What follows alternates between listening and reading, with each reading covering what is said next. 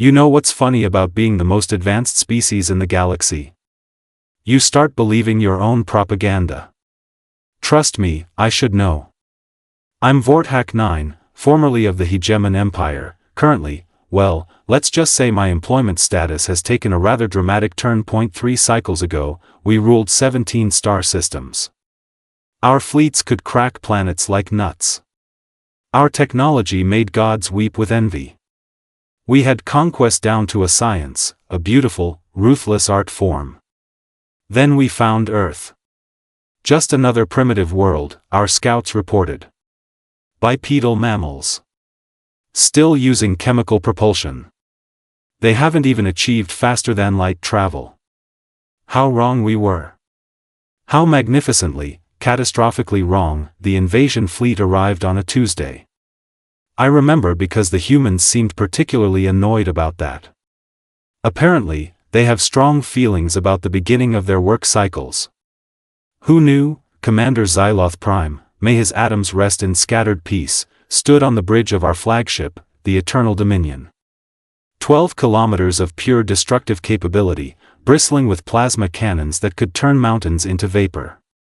He gazed down at the blue-green marble below us with the satisfied expression of someone about to add another trophy to his collection. Deploy the surrender demands, he commanded, his 4 arms gesturing dramatically. Standard procedure. 60 Earth rotations to submit or face annihilation. I was monitoring their communication networks, watching their response unfold in real time. The United Nations convened emergency sessions. World leaders gave speeches about unity and defiance. Military commanders activated defense protocols that, frankly, looked adorable compared to our arsenal, but then something interesting happened. Something that should have been our first warning. They laughed, not the bitter laughter of despair or the nervous giggling of fear. No, this was something else entirely. Genuine amusement. They were looking at our terms of surrender, our detailed list of compliance requirements, our threats of orbital bombardment, and they were actually laughing.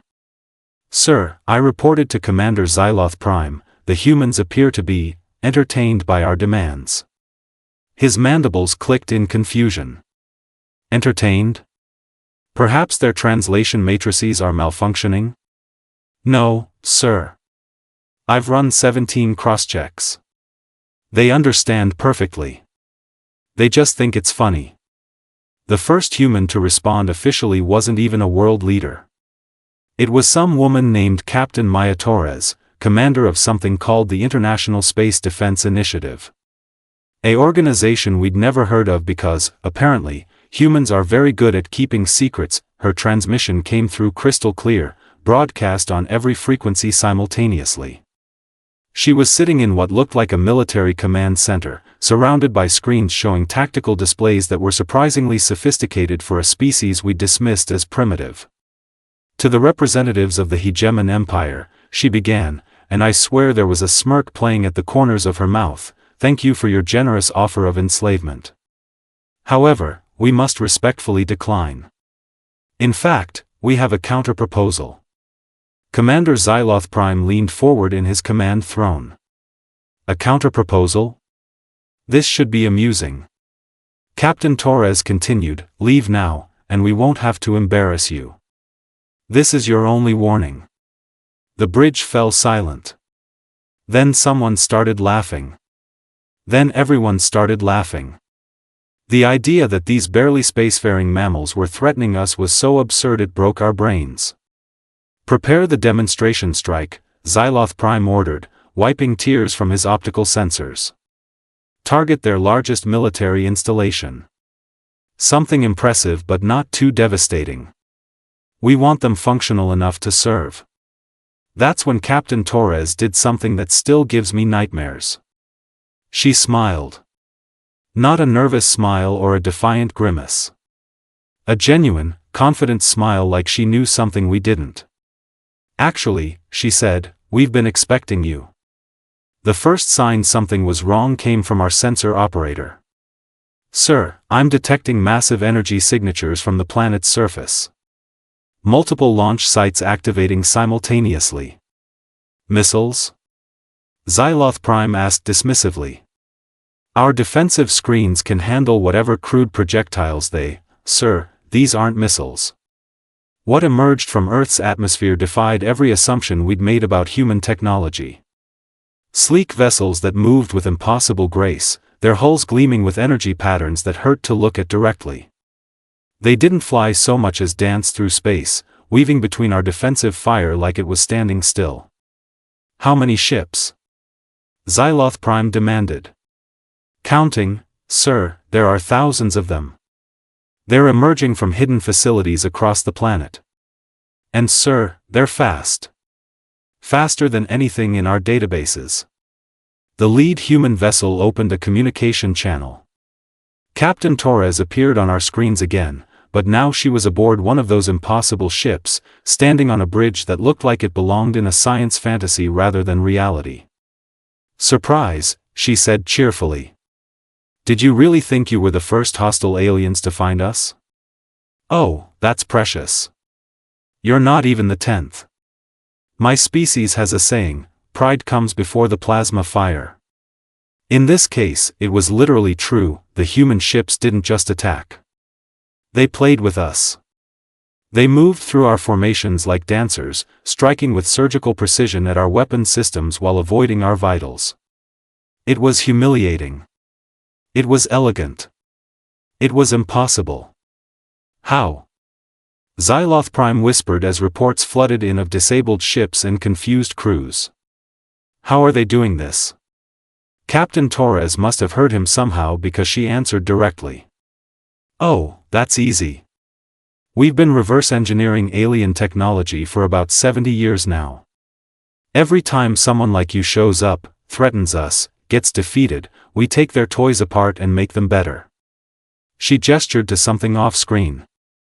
The Vexery Empire tried to invade in 1952. Lovely energy weapons, terrible targeting systems. The Kronak hegemony attempted conquest in 1977. Fantastic shield technology, but they never learned to adapt their frequencies. My blood turned to ice as I realized what she was saying. The Zorblaxian Collective made their attempt in 1995. Incredible propulsion systems, shame about their complete lack of creativity in tactical deployment. She paused, studying something on her displays. And now you lovely folks have shown up with what appears to be improved plasma technology and some very nice dimensional manipulation devices. One of our escort frigates suddenly went dark. Not destroyed, just offline. Dead in space. Thank you for the donations, Captain Torres continued. We'll put them to good use. Impossible. Zyloth-Prime roared. No species advances that quickly. It takes millennia to develop such technology. Torres tilted her head. Has it occurred to you that maybe, just maybe, you've been thinking about this all wrong? You develop technology to conquer. We develop technology to survive. There's a difference. Another ship went dark. Then another. You see, she explained, almost conversationally, every time you superior species show up and try to enslave or exterminate us, you teach us something new. Not just about technology, but about tactics. About thinking. About the universe. A proximity alarm screamed as human ships suddenly appeared around our flagship. Not approaching, just there. Instantaneous movement. For instance, Torres continued, the Medhari Syndicate taught us about dimensional folding. Very useful for appearing exactly where your enemy doesn't expect you. The Quellian dynasty showed us how to disrupt quantum coherence fields. Perfect for shutting down your lovely ships without actually destroying them.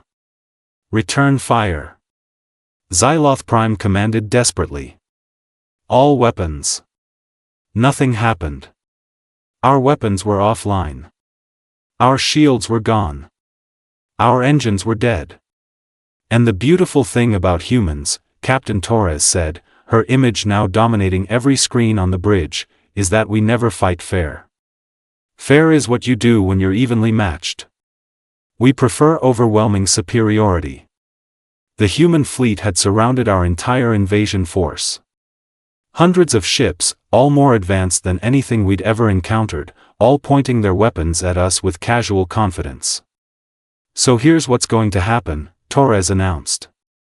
"You're going to return to whatever hole you crawled out of, and you're going to spread the word. Earth is under human protection. Any species that wants to try their luck against us is welcome to make the attempt." She leaned closer to the camera. "Just remember, every time you fail, you make us stronger." The transmission cut out, leaving us floating helpless in space, surrounded by ships that shouldn't exist, operated by a species that should have been extinct. That was the day the Hegemon Empire learned that humans don't just survive, they evolve. You want to know the truly terrifying part about humans?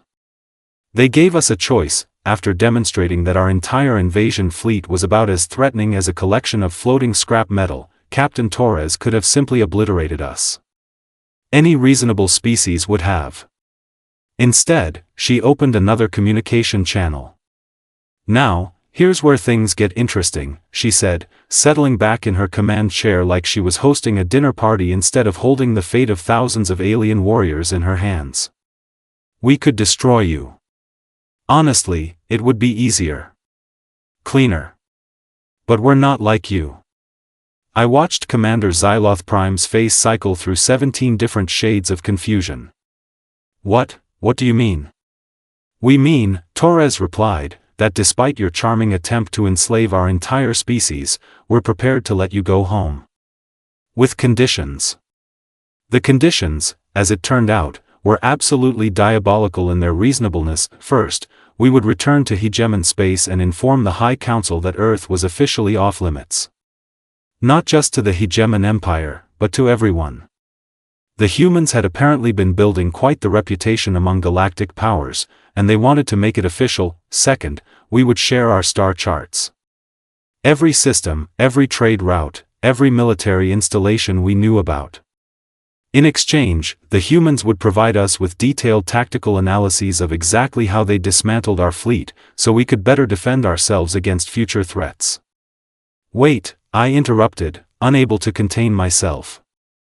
"You're offering to help us improve our defenses after we tried to conquer you?" Torres grinned. "Oh, absolutely. See, the thing is, you're not our enemy. You're just another species trying to survive in a hostile galaxy. The real enemies are the ones who prey on weakness." She gestured to something off-screen, and our tactical displays suddenly filled with information that made my sensor organs ache. Fleet movements, political structures, economic data, all presented with terrifying clarity. "The Devourer swarms," she continued. "The shadow collectives. The machine hierarchies. These are the threats that matter. Everyone else is just playing at conquest." Commander Zyloth-Prime studied the data with growing horror. "How do you know all this?" "Because," Torres said simply, "we've been fighting them for decades. Every time some ambitious empire like yours shows up, we add their territory to our protection network. The Vexery systems are under human safeguard now. So are the Kronak worlds and the Zorblaxian colonies. The implications hit me like a plasma bolt to the cognitive centers. You're not just defending Earth." "Nope." Torres looked positively delighted by our comprehension. "We're building an alliance. A real one, based on mutual benefit rather than conquest. Turns out, when you help species instead of enslaving them, they're surprisingly willing to cooperate." She stood up, walking to what appeared to be a tactical hologram showing the entire galactic arm. Red zones marked Devourer territory, pulsing darkness indicated shadow collective influence, and geometric patterns showed machine hierarchy expansion. But scattered throughout were blue zones, growing larger and more connected with each passing moment. "The Free Systems Alliance," Torres announced. 47 species and counting. All protected, all contributing, all working together to push back the real threats. "Impossible," Zyloth-Prime muttered. "Species don't cooperate. They compete. They conquer." "That's where you're wrong," Torres replied. Humans figured out something important a long time ago. Competition makes you stronger, but cooperation makes you survive. Then she dropped the real bombshell. We've been watching the Hegemon Empire for cycles, she said casually. Your expansion, your military doctrine, your treatment of conquered peoples. Do you know what we concluded? That we're a threat to be eliminated? I guessed. That you're scared. Her words hit harder than any weapon. You conquer because you're afraid. Afraid of being conquered. Afraid of being alone. Afraid of facing the real monsters out there without backup. The silence on our bridge was deafening. So here's our final offer, Torres continued. Join the alliance. Keep your government, your culture, your territorial integrity. All we ask is that you stop conquering other species and start helping us protect the ones who can't protect themselves. And if we refuse? Zyloth-Prime asked quietly. Torres shrugged. Then you go home, and the next time the devourer swarms decide your systems look tasty, you face them alone. Without human technology, human tactics, or human support. She paused, letting that sink in. How long do you think the mighty Hegemon Empire would last against enemies who actually know how to fight? The answer, based on the tactical data she'd shown us, was approximately 3 months. Maybe 4 if we were lucky. This is insane, I whispered. You're offering to defend people who tried to kill you. Welcome to humanity, Torres laughed. We specialize in insane. It's why we're still alive. The negotiation process took 18 hours. 18 hours of the most civilized, polite, and absolutely ruthless diplomacy I'd ever witnessed. The humans didn't threaten or bluster. They simply presented facts, offered alternatives, and waited patiently while we made our choice. Commander Zyloth-Prime, to his credit, saw the reality of our situation faster than most.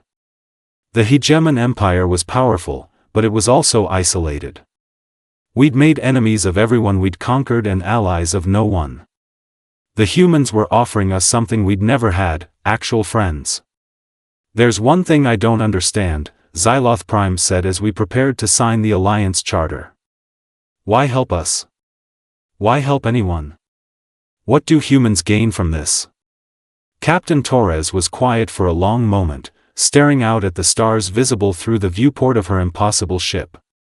Have you ever wondered what happens to a species that finally wins? She asked.